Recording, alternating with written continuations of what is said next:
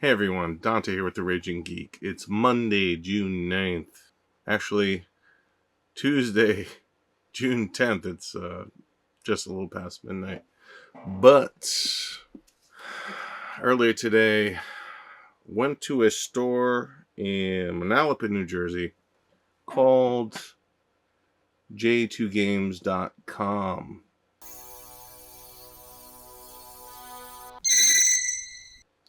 And they buy, sell, trade all video games. And they have 3 locations in New Jersey. And this is the only one I ever been to.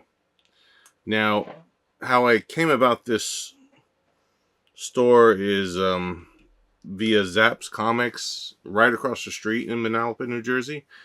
Buddy of mine, Joe, who works at Zapp's, referred me there. And what was I buying? I was buying Pokemon cards, the latest Destined Rivals trading card packs here. And yeah, they go for $8 a pack. That's like a lot of money. I remember Pokemon packs were like $3-4. Now it's like $8 a pack. Jeez, that's a lot of money. So, and it's like whenever I have to buy a pack for myself, it's like double because I gotta buy one for my son too. Because how's that gonna look? I buy myself 10 packs. And then my son's just watching me open them while he collects Pokemon cards. It's like, what am I, a deadbeat dad? Come on. So everything is double. It's like I buy myself 5 packs. He's got to get 5 packs. But, yeah. One of the downsides of parenthood. But, picked up some packs from Zapp's Comics. Actually, they only had 10 left, and I bought the 10. When I was talking to Joe, and I was like, hey, they're pretty much, these packs are like sold out everywhere at Destined Rivals. And I've been in other stores, and they've asked for them, and they're like, no, we're sold out, But he mentioned that, across the street at J2Games.com, they were selling them. Unfortunately, when I got there, and I wasn't really planning to buy any more. I mean, 10 was enough for me. I mean, geez, like $80 in Pokemon card packs. It's like, I don't even collect Pokemon. I'm just trying to familiarize myself with it. As a hopeful future comic book store owner, I don't want to be totally clueless. So I'm trying to get a little more familiar with Pokemon cards. So I'm buying packs, testing the waters, getting my feet wet. And, I go to, again, J2Games.com. And, yeah, they told me they sold out. And I wasn't surprised because, that was kind of my impression when I went to Zapp's originally, so. But, yeah, I'm not, I like retro video games. Don't get me wrong, I play new video games too, once in a while. It's hard to really dedicate time, as a responsible adult, to actually just indulge in a video game. The last game I think, indulged in and was kind of, sucked into for a while was Baldur's Gate 3. And great game. I'm even tempted to go back for I would think it's like a third round. I did 2 complete passes with the game, went through 2 different endings, and there's so many different possibilities with that game. It's really a great game. It's also a game I really want to get the physical copy. I only have a digital copy. But, that's something for another video. So, I'm like, alright, I'm at J2Games.com. Let's see what they got. I'm really more focused on really retro stuff. And specifically, like, old computer games. Commodore 64, Amiga, things like that. pretty much just Commodore 64 and Amiga games, because that's pretty much what I did when I was younger, was play on those two platforms. And then later on, broke into PC games when I later on got a PC in the 90s, when finally Commodore, I think it was 1993, they went bankrupt. Then it was like, you went to your local software, etc., or electronics boutique, and it was like, Commodore 64, Amiga games, they were all on clearance, and eventually totally phased out. And pretty much from then on, you couldn't really find any games unless you had any European contacts, because they were still making games out there for it for a while. So the natural progression was PC games, which was going strong, after Wolfenstein and Doom, and which I did play, and I guess what sucked me in was my first Doom LAN party, and I was just the whole concept of having multiple PCs in a room, and everyone being a individual entity but playing in the same game world or game space was just, at the time, it was just like, I was intoxicating. You really had to grow up then to experience it, and it was something. It was even better than the internet. I tell you, man. Just people would just bring in their whole rigs and bringing it to someone's house or some LAN party location. It was just it was awesome, and not to mention all the other stuff that usually went on at those type of events, but great time.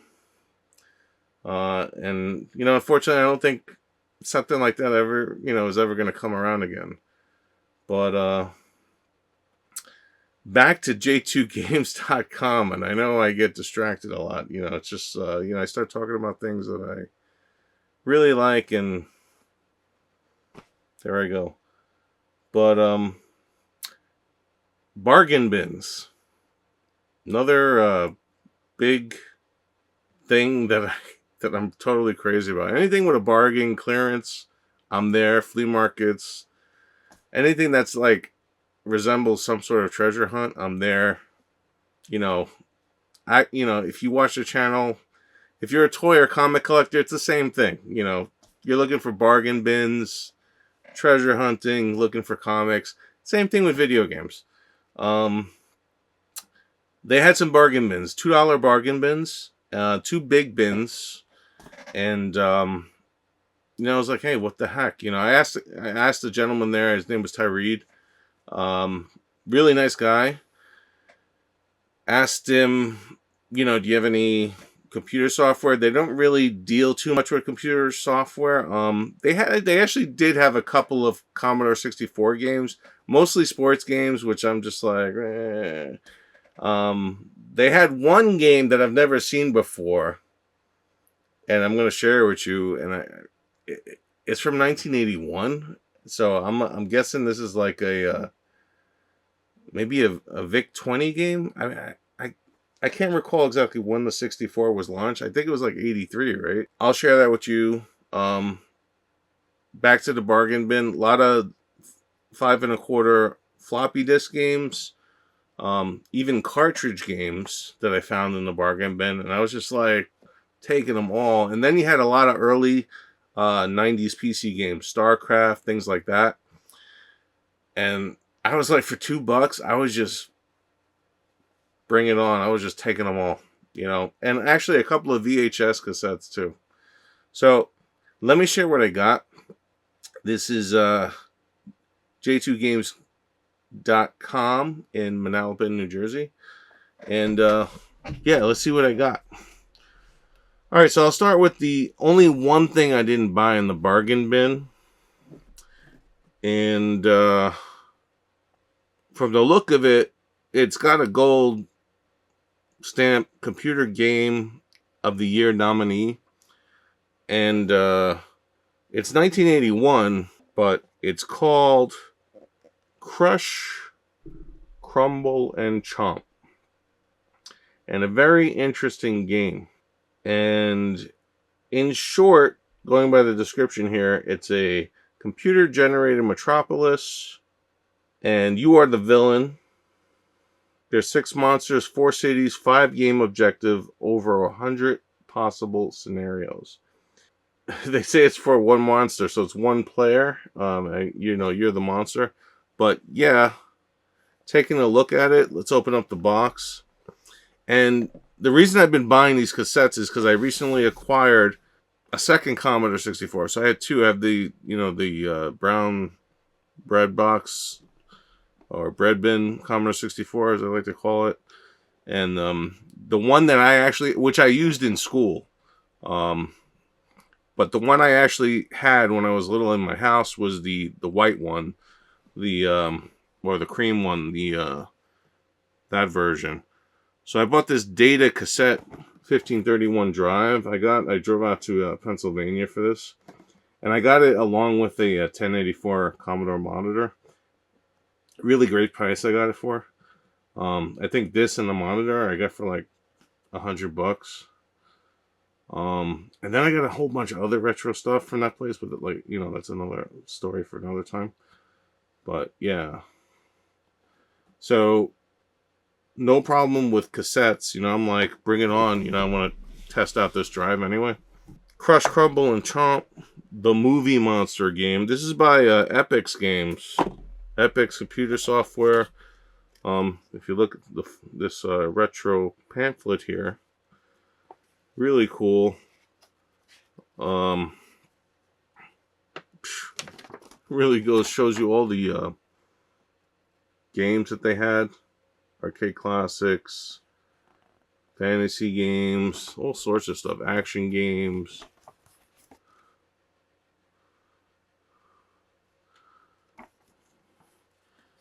Great pamphlet.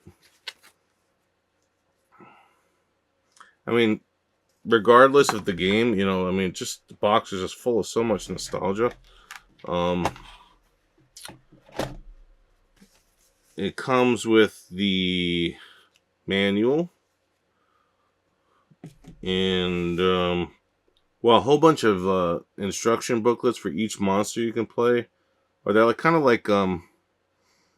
they're definitely instruction booklets for each monster you can play. Registration card. Something called Goshilla. That's one of the monsters. And like I was saying, they give you instructions how to play each monster. And the cassette, which is nice and minty crisp. Yeah, I've never seen or heard of this game. And the box said 1981, but the pamphlet says 1983. So that's Crush, Crumble, and Chomp. Got this other game in the box, the California Raisins. That's for the C64 too. This is a 1988 game. The box came pretty much deflated. It was like broken down, but it has the instruction booklet, and the floppy disk is in like really primo shape. Instruction, minty white. Floppy, really minty. Really cool. I don't know if you guys, if you're any toy collectors out there, I know Froggy flips whenever he sees like California Raisin stuff. He picks it up. This was actually, I'm not even sure if this will work. I see, the actual floppy has a scratch on it, but I picked it up anyway. It was original Aliens Commodore 64 game by Activision. I thought it was cool. It didn't even have a sleeve. I said, fuck it. I'm going to pick it up. Same thing with this. Star League Baseball, 1983. Cassette for the Commodore 64. I'm just grabbing stuff for $2. It's like, I don't even give a shit if it works or not. Another game for the Commodore 64, Storm. And this is one of those games that was just like kind of like in a sleeve. This is like one of those games that when you went up to the register, they had just like there in a box, you know, for cheap. It was almost like freeware, but it wasn't. You still paid for it. Or maybe it was freeware. I'm not sure. But, yeah, Storm for the Commodore 64. And got the floppy and instructions. I thought that was really cool. But, I don't know. The game looks pretty freaking shabby. And the artwork is pretty, definitely like a Conan ripoff here. But the game does not look like that at all.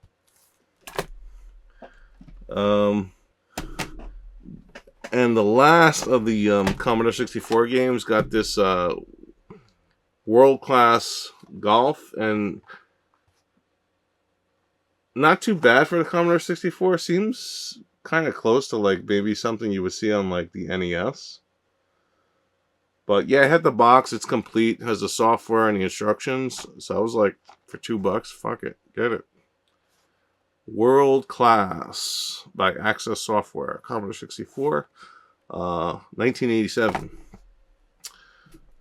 Before I jump to the PC games, quick look at one VHS tape I got, Benny Hill.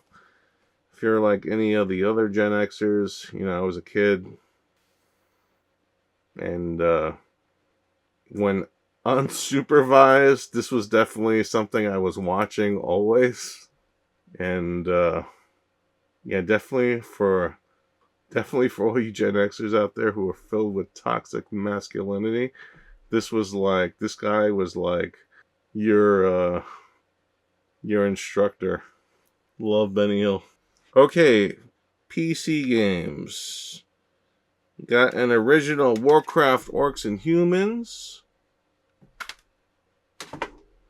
We got Dune 2000, one of my favorites. This game rocks.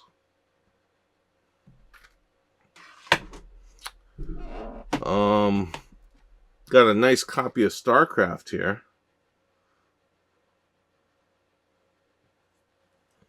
Got a nice copy of Dungeons and Dragons, Temple of Elemental Evil. Very cool. I know for a while there, Atari was making all those Dungeons and Dragons games. You know, at the time it was like, bring it. Good stuff. Got Warhammer 40,000, Dawn of War.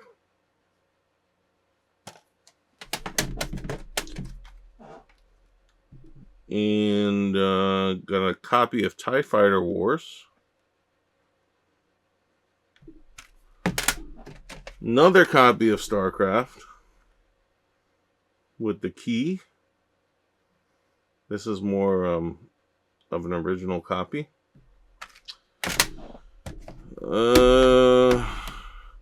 And I got a quadrifecta here of Command and Conquer. So I got the original Command and Conquer. I got Command and Conquer Red Alert. I got Command and Conquer 0 Hour. And then I got, actually, sorry, the trifecta. So I got those 3 Command and Conquers. And then I got Emperor Battle for Dune. And that's it. And, you know, the whole lot cost me about $40. And made a new friend, Tyree. Really good visit. Actually, my wife had to come in and pull me out of there because I was just... I was getting sucked into the place. You know, they had a vintage Last Action Hero pinball machine. I'm eyeing. They're selling it for like $2 grand. Thing is, one of the speakers is messed up. I don't know what else might be wrong with it. But really cool. Love Last Action Hero. Definitely one of those nostalgic movies when I was a kid I watched. You know, I might make an offer on it. Supposedly it's been there for a while, so maybe if they're willing to make a deal, you never know. That'll be another video. But yeah, I'm not. Everything is as is, and I'm already being told it has certain things wrong with it, and no one's really sure does it work or doesn't work. So it's a lot of questions. I'm not throwing $2,000 down on something that's not like totally up to spec and no issues. So let's see what happens. J2Games.com. I don't know why they call it the actual store J2Games.com, but I don't know. That's what it's called. They got 3 locations in New Jersey. The one I went to is in Manalapan. Yeah, give it a look. The people there seem nice. They had some cool stuff. I also saw a TurboGrafx 16 there for not too much money. It was around $200. That was another system I had, and it was. I didn't have it for too long, and it was just for the lack of, I guess, games and support. And then, at the time you had, I think it was like between the time of Genesis and Super Nintendo, and then once Super Nintendo came out, it was like fuck TurboGrafx 16. And yeah, I think that's what happened to it. But really, in retrospect, a really good system. Had some really good games. A lot of nice platform games. I don't know. If I have some really like extra disposable income, I might just pick one up, just to add to the retro console collection, and maybe add a few games to it. Give it a look, see, probably power it on, be like, what the fuck did I do? And then power it off. That's it. That's my haul from J2Games.com. Good store. If you're if you're in the area, check it out. Hopefully you liked my video. You thought some of the stuff I got was pretty cool. Please like and subscribe. Yeah, come back. Stay tuned. Thanks for watching. This was The Raging Geek. Take care.